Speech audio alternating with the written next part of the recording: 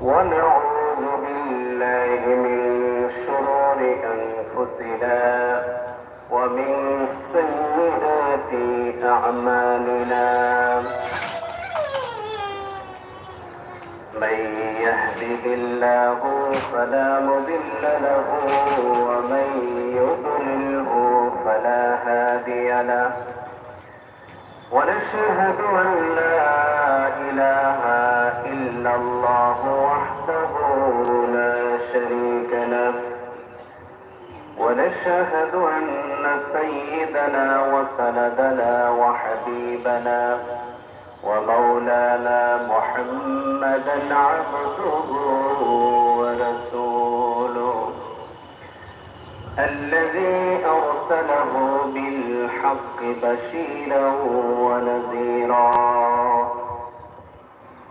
وداعيا إلى الله بإذنه وسراجا منيرا فقد قال الله تبارك وتعالى في كلامه المجيد وفرقانه الحميد أعوذ بالله من الشيطان الرجيم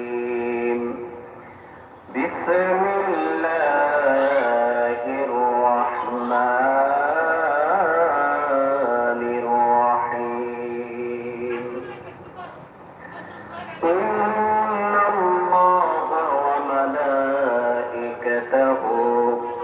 يصلون على النبي يا أيها الذين آمنوا صلوا عليه وسلموا تسليما اللهم صل على محمد وعلى آل محمد كما صليت على إبراهيم وعلى آل إبراهيم إنك حميد مجيد اللهم بارك على محمد وعلى آل محمد كما باركت على إبراهيم وعلى آل إبراهيم إنك حميد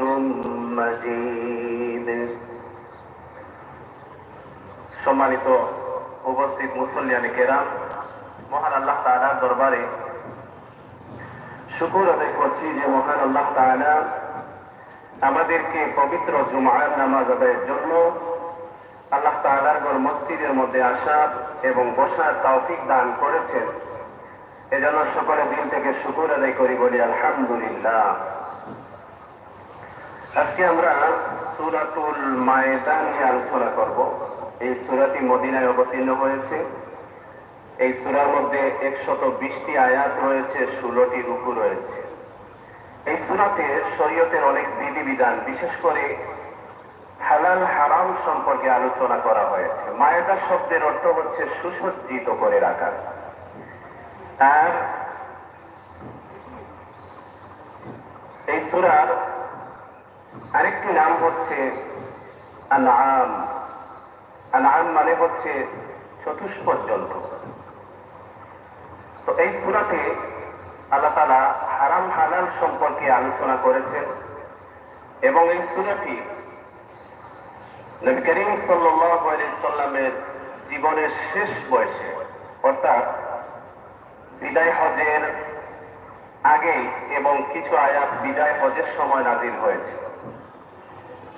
এবং এই সূরাটি যখন নাজিল হয় তখন নবী আলাইহিস সালাম সফরে ছিলেন। কেউ কেউ বলেন এই সফরটা ছিল হুদায়বিয়ার সফর, অর্থাৎ কিছুটা আয়াত নাজিল হয়েছে হুদায়বিয়ার সন্ধির সময়। আর কেউ কেউ বলেন এই সফরটা ছিল বিদায় হজের সফর, অর্থাৎ বিদায় হজের সময় এই সূরাটা নাজিল হয়েছে। নবী আলাইহিস সালাম তখন উটনির পিঠে ছিলেন এবং ওহীর বারে উটনি তখন দাঁড়িয়ে থাকতে পারে নাই, বসে পড়েছিল। সুবহানাহু ওয়া তাআলা এই সূরাটি নবী আলাইহিস সালামের জীবনের শেষ বয়সে নাযিল হয়েছে। কাজে এই সূরাটি মদনীর যে সমস্ত সূরা সেই সমস্ত সূরাগুলোর মধ্যে অন্তর্ভুক্ত। আল্লাহ তাআলা বলেন, ইয়া আইয়ুহাল্লাযীনা আমানু আওফু বিল উকুদ। হে ঈমানদারগণ, তোমরা যারা ঈমান এনেছ, শুনো, তোমরা তোমাদের ওয়াদা সমূহকে পূর্ণ করো। ঈমানের দাবি হচ্ছে আপনি যদি ঈমানদার হন তাহলে আপনার কৃত অঙ্গীকারকে আপনি পূর্ণ করবেন। এটা হচ্ছে ঈমানের দাবি। وَحِلَّتْ لَكُمْ بَهِيمَةُ الْأَنْعَامِ إِلَّا مَا يُتْلَى عَلَيْكُمْ غَيْرَ مُحِلِّ الصَّيْدِ وَأَنْتُمْ حُرُمٌ إِنَّ اللَّهَ يَحْكُمُ مَا يُرِيدُ। আর তোমাদের জন্য চার পা বিশিষ্ট পোষা জন্তু সমূহকে হালাল করা হয়েছে, সেসব জন্তু ছাড়া যা বিবরণ তোমাদেরকে শোনানো হচ্ছে। তবে ইহরাম বাঁধা অবস্থায় এসব জন্তু শিকার করাও বৈধ নয়। আল্লাহ তাআলা যা চান সে আদেশই তিনি জারি করেন। এখানে আল্লাহ তাআলা কয়েকটি জিনিসের কথা বলেছেন। প্রথমত আল্লাহ বলতেছেন তোমাদের জন্য পোষা প্রাণীগুলো হালাল করা হয়েছে, পোষা চার পা বিশিষ্ট। আবার কোন কোন পোষা চার পা বিশিষ্ট প্রাণী হালাল, এগুলোর বর্ণনা এসেছে হাদিসের মধ্যে। চার পা বিশিষ্ট অনেক পোষা প্রাণী আবার হালালও নয়। যেমন চার পা বিশিষ্ট যে সমস্ত প্রাণী, উট, গরু, মহিষ, ছাগল, এগুলো হচ্ছে হালাল প্রাণীদের তালিকায় অন্তর্ভুক্ত। আবার অনেক পশু আমরা লালন পালন করি, যেমন বিড়াল পালন করা হয়। ইদানিং বিড়াল পালনের প্রবণতা খুব বেড়ে গেছে। অনেকে মনে করে নবী আলাইহিস সালাম নিজে বিড়াল পালতেন না। নবী আলাইহিস সালাম বিড়াল পালতেন না। একজন সাহাবী হযরত আবু হুরায়রা রাদিয়াল্লাহু আনহু, আবু হুরায়রা রাদিয়াল্লাহু হচ্ছেন সেই সাহাবী যার থেকে সাহাবীদের মধ্যে থেকে সবথেকে বেশি হাদিস বর্ণনা করেছেন হযরত আবু হুরায়রা রাদিয়াল্লাহু আনহু।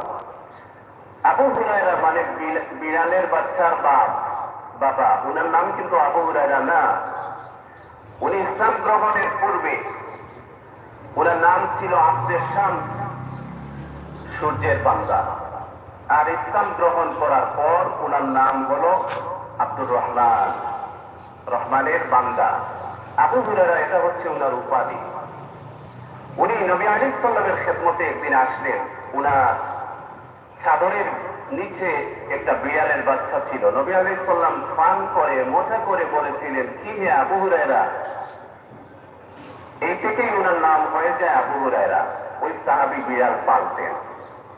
তো আপনি যে বিড়াল পালবেন, বিড়ালকে যথারীতি খাবার দিতে হবে।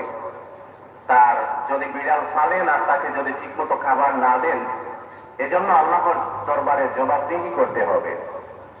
আবার বিড়াল যদি কোনো খাবারে মুখ দেয়, সেই জিনিসটা মাকরুহ হয়ে যায়, অর্থাৎ হারাম হয় না, মাকরুহ হয়। কোনো খাবারের এক পাশে যদি মুখ দিয়ে দেয়, তাহলে সেটা ফেলে দিয়ে আপনি অবশিষ্ট খাবারটা খেতে পারবেন। এর মানে এটা নয় যে আপনি এক প্লেটে খাচ্ছেন, আপনার বিড়ালও আপনার পাশে আপনার সাথে একই প্লেটে খাচ্ছে, এমনটা আবার করা যাবে না। যেহেতু বিড়ালের মুখ দেওয়া জন্তু জিনিসগুলো মাকরুহ হয়ে যায়, কাজেই মাকরুহ একটা জিনিস আপনি কেন খাবেন? অনেকেই বিড়ালকে বেশি আদর করতে গিয়ে ওর নিজের সাথে একই প্লেটে বসে খাওয়ায়, সে পাশ থেকে খাচ্ছে, বিড়ালও খাচ্ছে। এমন আদর করা যাবে না। তো আল্লাহ সুবহানাহু ওয়া তাআলা হালাল করেছেন আমাদের জন্য চতুষ্পদ প্রাণীর মধ্যে সেগুলো যেগুলো আমরা লালন পালন করি, এগুলো আল্লাহ তাআলা আমাদের জন্য হালাল করেছেন। আর আল্লাহ তাআলা হারাম করেছেন কেউ যদি ইহরাম বাঁধা অবস্থায় থাকে, ইহরাম বাঁধা অবস্থায় সে কোনো প্রাণী জবাই করতে পারবে না, কোনো প্রাণী শিকার করতে পারবে না, সেটা হালাল হলেও ইহরাম বাঁধা অবস্থায়। ইন্নাল্লাহা ইয়াহকুমু মা ইউরিদ, আল্লাহ তাআলা যখন যা চান তিনি সেই আদেশ জারি করেন। তারপর আল্লাহ রাব্বুল আলামিন বলেন, ইয়া আইয়ুহাল্লাযীনা আমানু লা তুহিল্লু শাআইরাল্লাহি ওয়ালাশ শাহরাল হারাম ওয়ালাল হাদিয়া ওয়ালাল القلائد ولا آمين بيت الحرام يبتغون فضلا من ربهم ورضوانا وإذا حللتم فاصطادوا ولا يجرمنكم شنآن قوم أن صدوكم عن المسجد الحرام أن تعتدوا ولا تعاونوا على البر والتقوى ولا تعاونوا على الإثم والعدوان واتقوا الله إن الله شديد العقاب। আল্লাহ তাআলা বলেন, হে ঈমানদারেরা, আল্লাহ তাআলা নির্দেশ সমূহের অসম্মান করো না। সম্মানিত মাসগুলোকে যুদ্ধ বিগ্রহের জন্য কখনো হালাল বানিয়ে নিও না।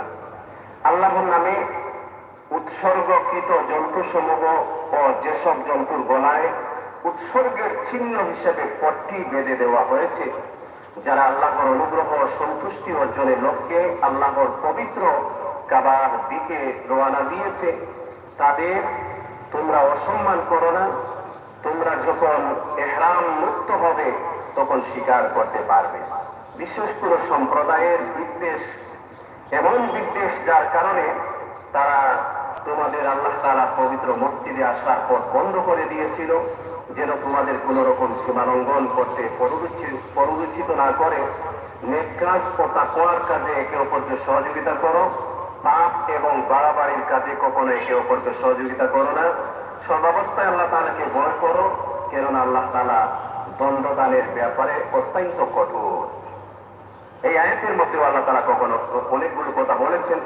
ঈমানদারদেরকে উদ্দেশ্য করে বলেন, তোমরা আল্লাহ তাআলার নির্দেশ সমূহের অসম্মান করো না। আল্লাহ তাআলার যত নির্দেশ, যত নিদর্শন, যত বিধান, সেগুলোকে তোমরা অসম্মান করো না। এবং সম্মানিত মাস সমূহে তোমরা যুদ্ধ করো না এবং হালাল বানিয়ে নিও না। আল্লাহর নামে উৎসর্গকৃত যে সমস্ত জন্তু বা ওই সমস্ত জন্তুর গলায় উৎসর্গের পট্টি বেঁধে দেওয়া আছে এবং আল্লাহর অনুগ্রহ ও সন্তুষ্টি অর্জনের লক্ষ্যে পবিত্র কাবাঘরের দিকে যারা রওনা দিয়েছে তাদেরকে অসম্মান করো না। অর্থাৎ আল্লাহ তাআলা বলেছেন, যে সমস্ত মাসে যুদ্ধ করা হারাম, সেই সমস্ত মাসে তোমরা যুদ্ধ করো না, অর্থাৎ যুদ্ধ করে হারামকে হালাল বানিয়ে নিও না। এবং আল্লাহর পথে অর্থাৎ হুদাইবিয়ার সময় নবী করিম সাল্লাল্লাহু আলাইহি সাল্লাম অনেক সাহাবায়ে কেরামদেরকে নিয়ে উমরা করার উদ্দেশ্যে রওনা হয়েছিলেন। প্রতিমধ্যে মক্কার মুশরিকেরা বাধা প্রদান করে এবং হুদাইবিয়া নামক স্থানে নবী করিম সাল্লাল্লাহু আলাইহি সাল্লাম সাহাবায়ে কেরামদেরকে নিয়ে অবস্থান করেন এবং সেখানে হযরত ওসমান রাদিয়াল্লাহু আনহুকে মক্কার অবস্থা তাদেরকে নবী আলাইহিস সালাম এই বার্তা দিয়ে পাঠালেন যে আমরা এসেছি শুধুমাত্র, আমরা কোনো যুদ্ধ করার জন্য আসিনি, আমরা এসেছি শুধুমাত্র ওমরা পালনের জন্য, আমরা ওমরা পালন করে আমরা ফিরে যাব। তারপর এদিকে সংবাদ আসলো যে ওসমান রাদিয়াল্লাহু আনহুকে কাফিরেরা হত্যা করেছে। তখন নবী আলাইহিস সালাম সাহাবায়ে কেরামদেরকে পক্ষ থেকে এই হত্যার প্রতিশোধ দেওয়ার জন্য একটা বায়াত গ্রহণ করেছিলেন। সেই বায়াতকে বলা হয় এই বায়াতে হুদাইবিয়ার বায়াত। এবং সেখানে কাফিরদের সাথে নবী করিম সাল্লাল্লাহু আলাইহি সাল্লামের একটা সন্ধি চুক্তি হয়েছিল, যেটাকে বলা হয় হুদাইবিয়া সন্ধি। হুদাইবিয়া সন্ধি নামে যেটা পরিচিত।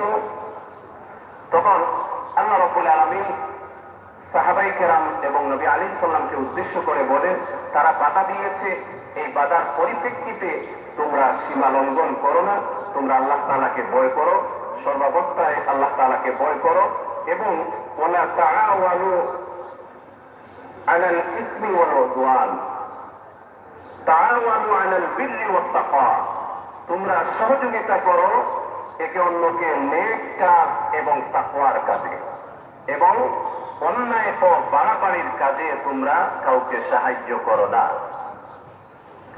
এখানে আমাদের জন্য খুব সুন্দর একটি দিক নির্দেশনা। আল্লাহ তাআলা বলেন, তোমরা তাকওয়ার কাজে, নেক কাজে, ভালো কাজে একে অন্যকে পরস্পরকে সহযোগিতা করো, অন্যায় এবং বাড়াবাড়ির কাজে তোমরা কখনো একে অপরকে সহযোগিতা করো না। কেউ যদি কোনো ভালো কাজ করতে চায়, আপনি যদি তাহাকে উৎসাহ প্রদান করেন, তাকে সহযোগিতা করেন, সে ওই ভালো কাজটা করে যতটুকু সওয়াবের অংশীদার হবে, আপনি তাকে উৎসাহ প্রদান করার কারণে, তাকে সহযোগিতা করার কারণে সমান সওয়াব আপনি পেয়ে যাবেন। যেমন একজন মানুষ নামাজ পড়ে না, তাকে নামাজ সম্পর্কে আপনি বুঝাইলেন, নামাজ সম্পর্কে দাওয়াত করলেন, সেই ব্যক্তি এসে মসজিদে এসে নামাজ পড়ে নিল, তখন সেই ব্যক্তি যদি নামাজ পড়ে নেয়, তাহলে নামাজ পড়ার কারণে একটা মকবুল নামাজের সওয়াব আল্লাহ আপনাকে দান করবে। কাজে আমরা নেক কাজে একে অপরকে সহযোগিতা করব, উৎসাহ প্রদান করব। যারা নামাজ পড়ে না তাদেরকে নামাজের জন্য দাওয়াত করব। যারা হজ করে না তাদেরকে আমরা হজের জন্য বুঝাবো। অনেকের মাল আছে, হজ ফরজ, কিন্তু যাচ্ছি এইরকম করে সে সময়কে অতিবাহিত করতেছে, কিন্তু ফরজ হজটা আদায় করতেছে না। নবী করিম সাল্লাল্লাহু আলাইহি সাল্লাম বলেন, যে ব্যক্তির উপর হজ ফরজ হয়ে গেছে আর সে ব্যক্তি হজ করল না, চাই সে ইহুদি হয়ে মরুক, চাই সে খ্রিস্টান হয়ে মরুক, সেটা তার ব্যাপার। অর্থাৎ ওই মানুষটা যে মারা যাবে সে হয়তো বা ইহুদি হয়ে মরবে, নতুবা খ্রিস্টান হয়ে মারা যাবে। যদিও এই হাদিসের অর্থ মুহাদ্দিসিনে কেরামগণ বলেন, এখানে হজের অর্থ হচ্ছে হজকে অস্বীকার করা, কিন্তু তদুপরি এখানে নবী আলাইহিস সালাম কত বড় ধমকের কথা বলেছেন। অনেকে হজ ফরজ কিন্তু হজ করতেছে না, এই সমস্ত মানুষদেরকে আমরা উৎসাহ প্রদান করব হজ করার জন্য। অনেকের উপর যাকাত ফরজ কিন্তু যাকাত আদায় করতেছে না, তাদেরকে আমরা যাকাত আদায়ের ব্যাপারে উৎসাহ প্রদান করব। অনেকে ভালো কাজ করতেছে না, তাদেরকে ভালো কাজের জন্য আমরা উৎসাহ প্রদান করব। আর অন্যায় এবং বাড়াবাড়ি জুলুমের কাজে আমরা কেউ কাউকে সাহায্য করব না। যদি একজন মানুষ অন্যায় কাজ করে আর আমরা যদি তাকে সাপোর্ট করি, তাকে সহযোগিতা করি, ওই লোকটা অন্যায় কাজ করে যতটুকু অন্যায়ের ভাগীদার হবে, তাকে সাপোর্ট করার কারণে, সহযোগিতা করার কারণে আমরা সমানভাবে পাপের অংশীদার হয়ে যাব। এজন্য ভালো কাজে আমরা একে অপরকে সহযোগিতা করব, মন্দ কাজে আমরা একে অপরকে সহযোগিতা মোটেই করব না। যেমন বর্তমান সময়টা হচ্ছে ইন্টারনেটের যুগ। অনেকে সোশ্যাল মিডিয়ার বিভিন্ন সাইটগুলো ব্যবহার করে, বিভিন্ন অ্যাপস ব্যবহার করে অনেকেই তার নিজের ছবি, ব্যক্তিগত পরিবারের ছবি, মেয়ে লোকদের ছবিগুলো আপলোড করে। সারা দুনিয়ার মানুষ, দেশের মানুষ দেখতেছে। এরপর একজন মানুষ তার ফ্যামিলির মেয়েদের ছবি পোস্ট করলো, আপনি নিচে গিয়ে কমেন্ট করলেন, মাশাআল্লাহ অনেক সুন্দর। এখন একে তো যে ব্যক্তি তার মেয়েদের ছবি পোস্ট করেছে, মেয়েদেরকে, তার পরিবারের মেয়েগুলিকে সারা দুনিয়াবাসী, বিশ্ববাসীকে দেখাইতেছে, সে কি সেটা ভালো কাজ করলো না গুনাহের কাজ করলো? বলুন, আপনারা জুড়ে বলুন।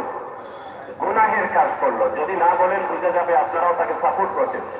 গুনাহের কাজ করলো। আপনি গিয়ে নিচে কমেন্ট করলেন, মাশাআল্লাহ খুব সুন্দর হয়েছে। এখন এই গুনাহের কাজে এখানে কি মাশাআল্লাহ বলার জায়গা? আপনি সেখানে গিয়ে বলবেন নাউযুবিল্লাহ। যদি বলতেই হয় বলবেন নাউযুবিল্লাহ। আর এই যে সে ব্যক্তি তার মেয়েলুকগুলি, ফ্যামিলির মেয়েলুকগুলির ছবি পোস্ট করলো, সারা দুনিয়ার মানুষ, যত মানুষ দেখবে সে তার একটা পাপের অংশ পাইতে থাকবে। অথচ এই বিষয়গুলো আমরা অনেকেই জানি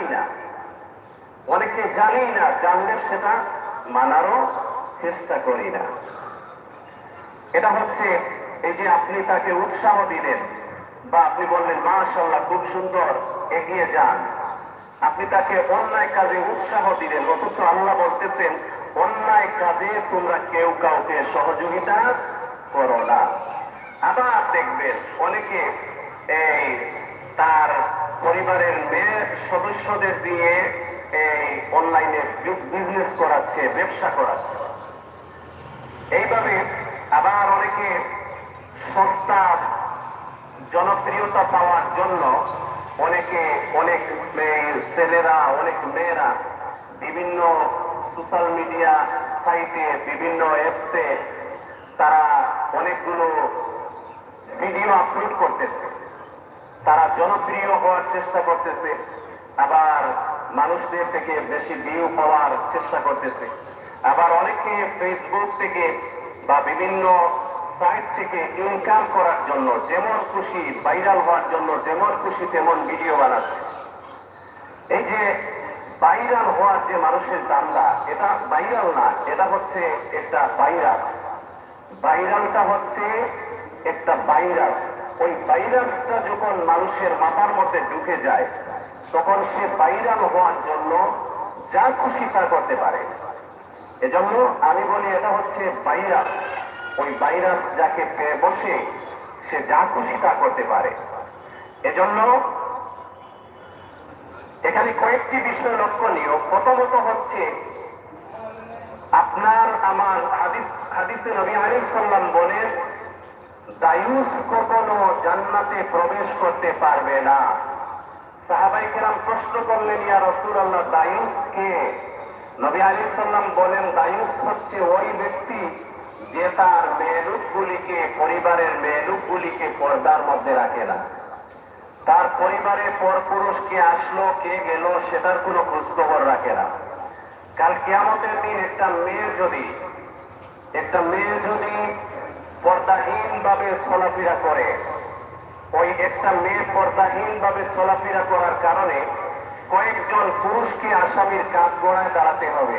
নাম্বার ওয়ান, ওই ছেলের বাবাকে আসামির কাঠগড়ায় দাঁড় করানো হবে। বাবাকে প্রশ্ন করা হবে তুমি তোমার মেয়েকে কেন পর্দার সাথে রাখো নাই। তারপর ওই ছেলের যদি বড় ভাই থাকে, ভাইকে আসামির কাঠগড়ায় দেখা হবে তুমি তোমার বোনকে কেন পর্দার মধ্যে রাখো নাই। ওই মেয়ের যদি স্বামী থাকে, স্বামীকে দেখা হবে তুমি তোমার স্ত্রীকে কেন পর্দার সাথে রাখো নাই। ওই মেয়ের যদি বড় ছেলে থাকে, ছেলেকেও আসামির কাঠগড়ায় দাঁড় করানো হবে। বাবা পারে নাই, তার ভাই পারে নাই, স্বামী পারে নাই, তুমি ছেলে হয়ে কেন তোমার মাকে পর্দার সাথে রাখো নাই। বুঝতে পারছেন? একটা মেয়ে যখন বেপর্দা হয়ে যাবে, এজন্য কয়েকজন পুরুষকে আসামির কাঠগড়ায় দাঁড়াতে হবে। এজন্য আমরা আমাদের বাচ্চাদের হাতে হাতে মোবাইল দিয়ে রেখেছি। ওই মোবাইলের দ্বারা ছেলেমেয়েরা কি করতেছে আমরা অনেকেই জানি না। অনেকেই এই মোবাইলের মাধ্যমে টিকটক করতেছে, তারপর সোশ্যাল মিডিয়ায় বিভিন্ন ধরনের ভিডিওগুলো আপলোড করতেছে। হয়তোবা আপনি জানেন, জেনেও সেটা ছলনার বলে সেটাকে আপনি উড়িয়ে দিচ্ছেন, সেটার কোনো খোঁজখবর নিচ্ছেন না, শাসন সতর্ক করতেছেন না, অথবা আপনি জানেনই না আপনার ছেলে আপনার মেয়েগুলো করতেছে, আপনি জানেনই না। দেখেন, মানুষ হাদিসের মধ্যে আসছে আশাবুকার জুনুন, যৌবনকাল হচ্ছে একটা পাগলামি। ছেলেমেয়েরা পাগলামির কারণে এইসব করে। একটা সময় যাওয়ার পর সব মানুষেরই একটা বুঝ আসে যে আমি আমার লাইফে যা করলাম শুধুই তো ভুল করলাম, এখন একটু সংশোধনের প্রয়োজন। মানুষ একটা সময় তার লাইফে, একজন মানুষ যত বড়ই অন্যায়কারী হোক, লাইফে একটা সময় আসার পর তার ভিতরে অনুশোচনা তৈরি হয়। তো একজন মানুষ যখন সে সারা জীবন এইরকম নির্লজ্জ ভিডিও আপলোড করে সোশ্যাল মিডিয়ায় দিয়ে গেছে, একটা সময় আসার পর যখন তার মধ্যে অনুশোচনা আসবে, তখন সে চাইলে মিডিয়া থেকে তার ভিডিওগুলোকে ডিলিট করতে পারবে? তার কাছে যেগুলো আছে সেগুলো পারবে, কিন্তু অন্যান্য সাইটে অন্যান্য লোকজন যেগুলো শেয়ার করেছে, অর্থাৎ এই যে সোশ্যাল মিডিয়ার বিশাল প্ল্যাটফর্ম, সবখান থেকে সেগুলো ডিলিট করা সম্ভব নয়। সে দুনিয়া থেকে চলে যাবে, কিন্তু এই ভিডিওগুলো রয়ে যাবে। যতদিন এগুলো মানুষ দেখবে, সে কবরে থেকেও এর একটা অন্যায়, এর পাপের একটা বোঝা তার কবরে যাইতে থাকবে। এজন্য কাজে খুব সাবধান। এটা গেল এক ব্যাপার। আরেকটি হচ্ছে, আপনি আপনার ফ্যামিলির ছবিগুলো পোস্ট করেন, বিশেষ করে মেয়ে লোকের ছবিগুলো পোস্ট করেন। এই ছবি কেটে নিয়ে সেটাকে আর্টিফিশিয়াল ইন্টেলিজেন্স এআই এর মাধ্যমে কত খারাপভাবে উপস্থাপন করা যায়, যার কারণে আপনার ফ্যামিলির, আপনার মান সম্মান সবকিছু ধূলিসাৎ হয়ে যাবে। এটা কি জানেন? আর আর্টিফিশিয়াল ইন্টেলিজেন্সের মাধ্যমে একটা মেয়েকে কত বিশ্রীভাবে উপস্থাপন করা সম্ভব। এজন্য আপনাদের সবাইকে আমি সতর্ক করতেছি।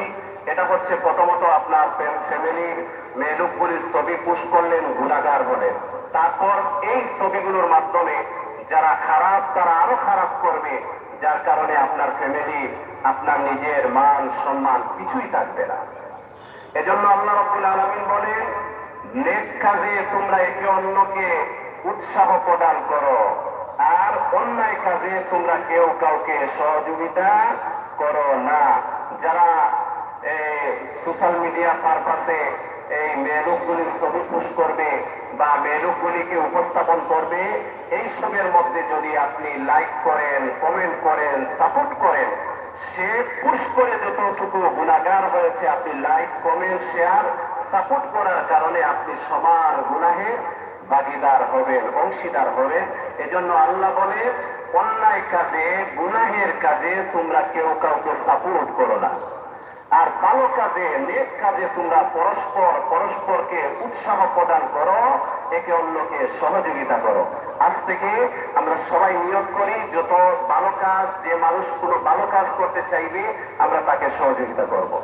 আর যারা অন্যায় করবে, জুলুম করবে, গুনাহের কাজ করবে, বাড়াবাড়ি করবে, রাহাজানি করবে, জুলুম করবে, তাদেরকে আমরা কখনো সাপোর্ট করব না, সমর্থন করব না, তাদেরকে কোনো সহযোগিতাও করব না। এজন্য আল্লাহ রাব্বুল আলামিন বলে, ওয়ালা তাআওয়ানু আলাল বিররি ওয়াত তাকওয়া ওয়ালা তাআওয়ানু আলাল ইসমি ওয়াল উদওয়ান। সৎ এবং ভালো কাজে, তাকওয়ার কাজে তোমরা পরস্পরকে সহযোগিতা করো, আর অন্যায় কাজে, বাড়াবাড়ির কাজে তোমরা কেউ কাউকে সহযোগিতা করো না। ওয়াত্তাকুল্লাহ, তোমরা সব সময় আল্লাহ তাআলাকে ভয় করো। যারা আল্লাহ তাআলাকে ভয় করে, তাদের থেকে কোনো ধরনের অন্যায় সংগঠিত হতে পারে না। ইন্নাল্লাহা শাদীদুল ইকাব, আল্লাহ তাআলা শাস্তি দানের ব্যাপারে বড় কঠোর। এই সমস্ত অন্যায় যারা করবে তাদেরকে আল্লাহ কঠোর শাস্তি দিবেন, কঠোর শাস্তি, শাদীদুল ইকাব, কঠোর শাস্তি দিবেন। তারপর আল্লাহ রাব্বুল আলামিন বলেন, হুররিমাত আলাইকুমুল মাইতাতু ওয়াদ-দামু ওয়া লাহমুল খিনজির ওয়া মা উহিল্লা লিগাইরিল্লাহি বিহি ওয়াল মুনখানিকাতু ওয়াল মাওকুযাতু ওয়াল মুতারাদ্দিয়াতু ওয়ান নাসীহাতু ওয়া মা আকালাস সাবউ ইল্লা মা যাক্কাইতুম। আল্লাহ রাব্বুল আলামিন তোমাদের জন্য হারাম করেছেন মৃত জন্তু খাওয়া তোমাদের জন্য আল্লাহ তাআলা হালাল করেছেন। মৃত প্রাণীর গোশত খাওয়া আল্লাহ তাআলা হারাম করেছেন। জমাট রক্ত আল্লাহ তাআলা হারাম করেছেন। পৃথিবীর বিভিন্ন দেশে প্রাণীর বা যে কোনো জিনিসের জমাট রক্ত দিয়ে একটা ব্লাড স্যুপ তৈরি করা হয়। এটা নাকি খেতে খুব সুস্বাদু এবং অনেক দামিও। নাউযুবিল্লাহি মিন যালিক। আল্লাহ তাআলা প্রবাহিত রক্তকে খাওয়া হারাম করেছেন। শুয়োরের গোশত, শূকরের গোশত আল্লাহ তাআলা হারাম করেছেন। বিভিন্ন পণ্য তৈরিতে শূকরের গোশত মিক্স করা হয়। কাজেই যে ধরনের পণ্য আমরা ব্যবহার করি, এগুলোতে আগে যাচাই বাছাই করে নিতে হবে এটাতে শূকরের চর্বি মিক্স করা হয়েছে কিনা। তারপর যে সমস্ত জন্তু আল্লাহ তাআলার নাম ছাড়া অন্য কারো নামে উৎসর্গ করা হয়েছে, যে প্রাণী আল্লাহর নাম ছাড়া অন্য নামে, দেবদেবীর নামে বা খাজা বাবার নামে বা শাহজালালের নামে যেটা উৎসর্গ করা হয়েছে, ওই প্রাণীর গোশত খাওয়া হারাম।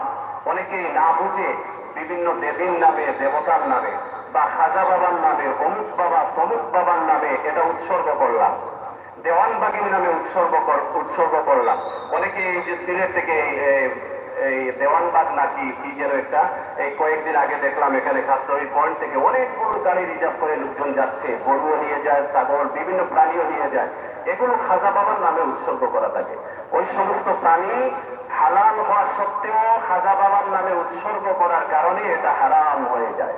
এজন্যই আপনারা যদি কখনো এই শাহজালাল রহমতুল্লাহ এখানে মাজার জিয়ারত করতে যান এবং যদি সেখানে কোনো সিন্নি বিতরণ করা হয়, সেটা খুব ভালো করে বুঝে জেনে শুনে খাবেন। কারণ এটা যদি খাজা বাবার নামে, দয়াল বাবার নামে, শাহজালাল বাবার নামে যদি উৎসর্গ করা হয়, সেটা হারাম হয়ে যাবে। তারপর আল্লাহ রাব্বুল আলামিন বলেন, তোমাদের উপর হারাম করা হয়েছে শ্বাসরুদ্ধ করে মরে যাওয়া প্রাণী, শ্বাসরুদ্ধ করে যে সমস্ত প্রাণীকে হত্যা করা হয়, এইসব প্রাণীর গোশত খাওয়া তোমাদের জন্য হারাম করা হয়েছে। আঘাত করে মারা অথবা আঘাত করে নির্যাতন করে প্রচার করে যে প্রাণীকে মারা হয়, এই সমস্ত প্রাণীর গোশত তোমাদের জন্য হারাম করা হয়েছে। উপর থেকে পড়ে যাওয়া, কোনো বিল্ডিং থেকে পড়ে কোনো প্রাণী মারা গেল, অথবা কোনো উঁচু পাহাড় থেকে বা উঁচু কোনো স্থান থেকে পড়ে কোনো প্রাণী যদি মারা যায়, সেটার গোশত খাওয়া হারাম।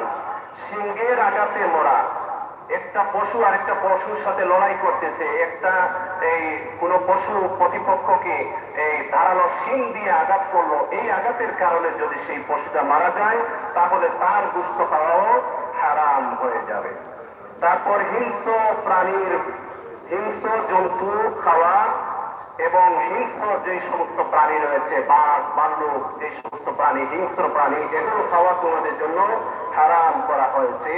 তবে তোমরা যদি জীবিত অবস্থায় পেয়ে জবাই করে থাকো, তাহলে হারাম নয়। অর্থাৎ এই সমস্ত প্রাণী, যেমন বিল্ডিং থেকে পড়ে গেছে কিন্তু প্রাণীটা তখনও মরে নাই, শিং দিয়ে আঘাত করেছে, প্রাণীটা তখনও মরে নাই, জীবিত ছিল, এটাকে যদি তখন আপনি জবাই করেন, তাহলে সেটা হালাল হবে। অর্থাৎ জবাই করে যদি সেই প্রাণীটা জীবিত অবস্থায় পাও আর তাকে যদি তোমরা জবাই করে নেও, তাহলে হালাল হয়ে যাবে। পূজার দেবীতে বলি দেওয়া জন্তু হারাম। পূজাতে যে সমস্ত প্রাণী বলি দেওয়া হয়, ওই সমস্ত প্রাণীর গোশত খাওয়া হারাম। লটারি কিংবা জুয়ার তিন নিক্ষেপের জন্য ভাগ্য নির্ণয় করা হারাম। লটারির মাধ্যমে বা তীরের মাধ্যমে ভাগ্য নির্ণয় করা হতো, এটা তৎকালীন সময় আরবের মধ্যে একটা প্রচলন ছিল, এটাও হারাম। এখন বিশেষ করে এই যে পূজাতে যে পাটা বলি দেওয়া হয়, এই সমস্ত প্রাণী গোশত খাওয়া হারাম। তারপর যে সমস্ত ইসলাম মুসলমান ছাড়া অন্য যে সমস্ত ধর্মাবলম্বী, তাদের যদি কোনো রেস্টুরেন্ট হয়, তাদের তত্ত্বাবধানে সম্পূর্ণ রেস্টুরেন্টটা পরিচালিত হয়, তাহলে এমন রেস্টুরেন্টে গোশত জাতীয় কোনো জিনিস খাওয়াটাও সন্দেহ থেকে খালি নয়। কারণ তারা নিজে যদি সেটা জবাই করে, বিসমিল্লাহ বলবে না, আল্লাহর নাম নিয়ে জবাই করবে না, কাজেই এটা খাওয়ার মধ্যে একটা সন্দেহ থেকে যায়। আচ্ছা, এখানে ফাটার কথা যখন আসলো, এই ছাগলের মধ্যে যেটা ফাটা হয়, এটা খাওয়া যায় কিনা? হ্যাঁ, এটা খাওয়া যায়। ফাটা খাওয়া না জায়েজ নয়। অনেকে মনে করেন যে ফাটা খাওয়া হয়তো জায়েজ নয়, কিন্তু না, ফাটা খাওয়াও জায়েজ আছে। তারপর এর সব কয়টাই হচ্ছে বড় বড় গুনাহের কাজ। এই সমস্ত প্রাণীগুলোর কথা যে বলা হলো, এগুলো যদি কেউ খেয়ে ফেলে, তাহলে সে অনেক বড় পাপ করলো, অনেক বড় পাপ করলো। তারপর আল্লাহ রাব্বুল আলামিন বলেন, আজ কাফিরেরা তোমাদের দিন নির্মূল করা সম্পর্কে হতাশ হয়ে গেছে, সুতরাং তোমরা তাদের ভয় করো না। আচ্ছা, এখানে আরো কিছু প্রাণীর কথা বলি, যেমন ঘোড়া, তারপর গাধা, কচ্ছপ, এগুলো খাওয়া যায় কিনা?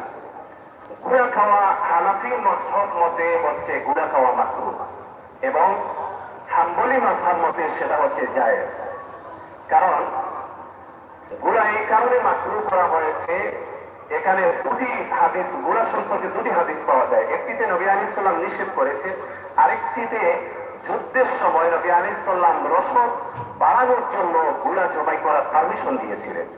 কাজেই একটা হাদিসে নিষেধ করা হয়েছে, একটাতে পারমিশন দেওয়া হয়েছে।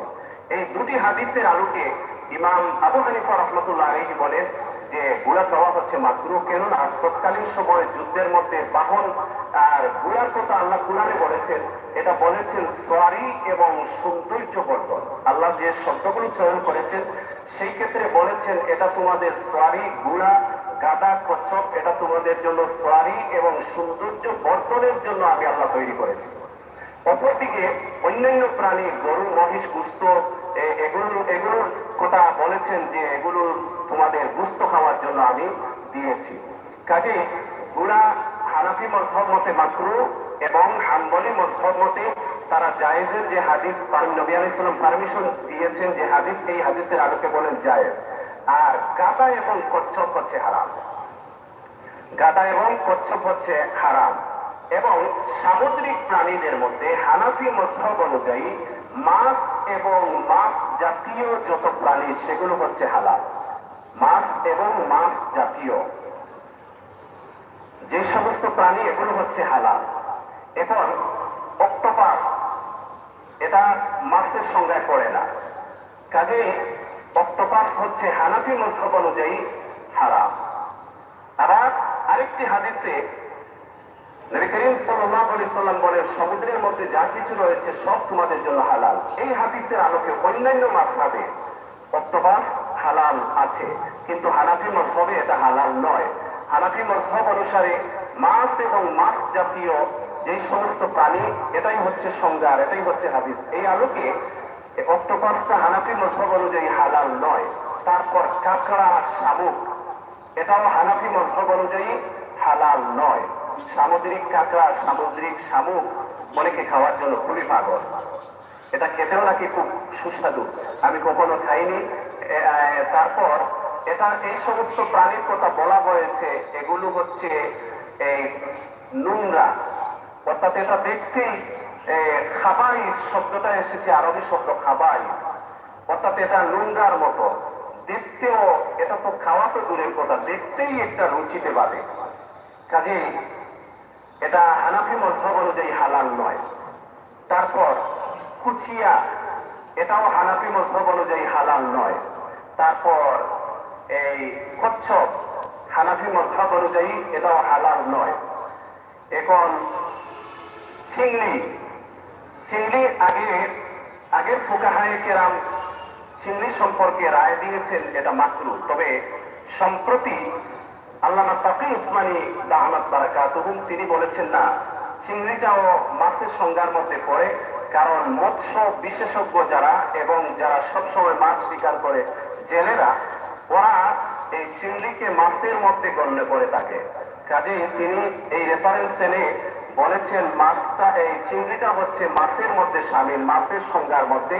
কাজেই চিংড়িটাও মাকরুহ নয়, এটা সর্বসম্মতিক্রমে জায়েজ। এজন্য চিংড়ির দাম বেড়ে গেছে। আগে মাকরুহ থাকার কারণে দামটা কিছু কম ছিল, এখন মাকরুহ থেকেও এটা পরিপূর্ণভাবে জায়েজের মধ্যে চলে আসছে, এজন্য এটা দামও বেড়ে গেছে। তো সামুদ্রিক, তারপর আরো যে সমস্ত সামুদ্রিক প্রাণী আছে, অর্থাৎ সর্বসম্মতিক্রমে হানাফি মাযহাব অনুযায়ী, হানাফি ফুকাহায়ে কেরামদের মতে মাছ এবং মাছ জাতীয় খাল, বিল, নদী, নালা, সমুদ্রের মধ্যে যে সমস্ত প্রাণী থাকে সেগুলো খাওয়া জায়েজ, এবং মাছের সংজ্ঞার বাহিরে যেগুলো সেগুলো খাওয়া হালাল নয়। আর তারপর আল্লাহ রাব্বুল আলামিন বলেন আল ইয়াউমা আকমালতু লাকুম দীনাকুম ওয়া আতমামতু আলাইকুম নি'মাতি ওয়া রাদিতু লাকুমুল ইসলাম দীনা। আজকের দিনে তোমাদের জন্য আমি আমার দ্বীনকে পরিপূর্ণ করে দিলাম। ইনশাআল্লাহ এখান থেকে আগামী সপ্তাহে আলোচনা হবে। আল্লাহ তাআলা আমাদের সবাইকে বুঝার আমলের তৌফিক দান করুন। আমিন ওয়া আখিরু দাওয়ানা আলহামদুলিল্লাহি রাব্বিল আলামিন। আল্লাহুম্মা আমিন। ربنا ظلمنا أنفسنا وإن لم تغفر لنا وترحمنا لنكونن من الخاسرين. ربنا آتنا في الدنيا حسنة وفي الآخرة حسنة وقنا عذاب النار.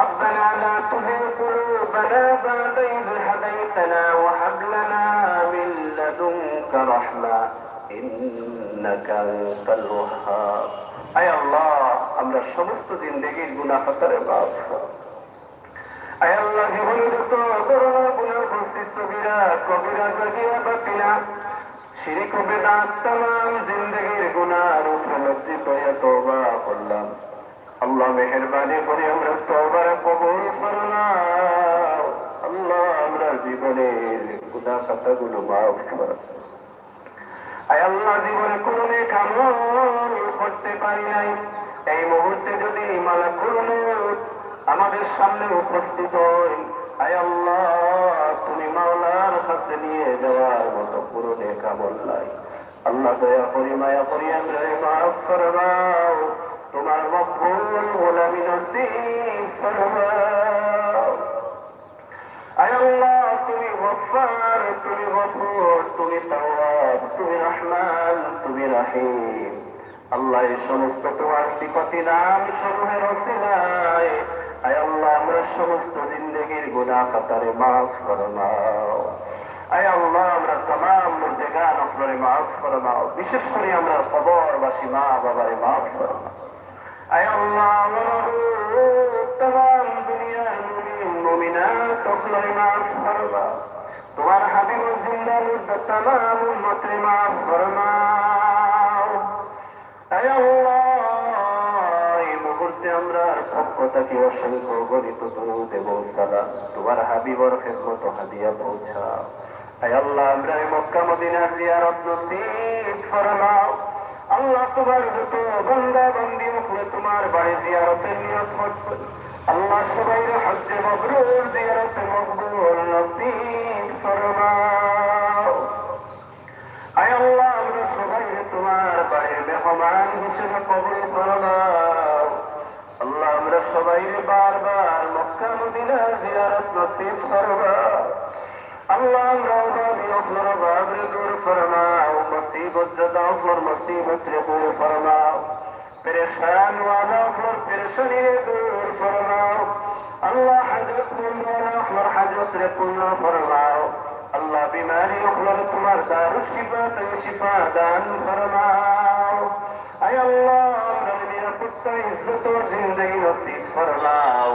আল্লাহ আমাদের পরিবার আপনার মধ্যে অনেকেই অসুস্থ আল্লাহ তোমার দারুশ শিফা তুমি শিফা দান ফরমাও আয় আল্লাহ আমরা तमाम হাজাত আপনারে পূর্ণ ফরমাও तमाम মুশকিলাত আপনারে আসান ফরমাও तमाम জরুরিয়াত আপনারে পূর্ণ ফরমাও আয় আল্লাহ আমরা तमाम সংকট আপনারে দূর ফরমাও রব্বুল আলামিন তোমার রহমত দ্বারা মালামাল ফরমাও তোমার আযাব আর গজব থেকে হেফাজত ফরমাও আল্লাহ আমরা হায়াত ও আমল ও রিজিক ও বরকত দান ফরমাও আল্লাহ আমরা দুনিয়া আখিরাতে নিরাপত্তা দান ফরমাও আয় আল্লাহ আমরা রাহমায়ান কে হেদায়েত দান ফরমাও নিরাপত্তা দান ফরমাও দিনদার পরহেজগার নামাজি বানাইয়া দেও রব্বুল আলামিন तमाम দুনিয়ার মধ্যে শান্তি দান ফরমাও আল্লাহ আমরা দেশের মধ্যে শান্তি দান ফরমাও আসমানি জমিনি হর কিসমা পাক বুনিয়াদ থেকে হেফাজত ফরমাও আয় আল্লাহ আখিরি গুজারিশ বলতে সময় আমরা খাতিমা ঈমানের উপরে নসিব ফরমাও بفضل سبحان ربك رب العزة عما يصفون وسلام على المرسلين والحمد لله رب العالمين آمين برحمتك يا أرحم الراحمين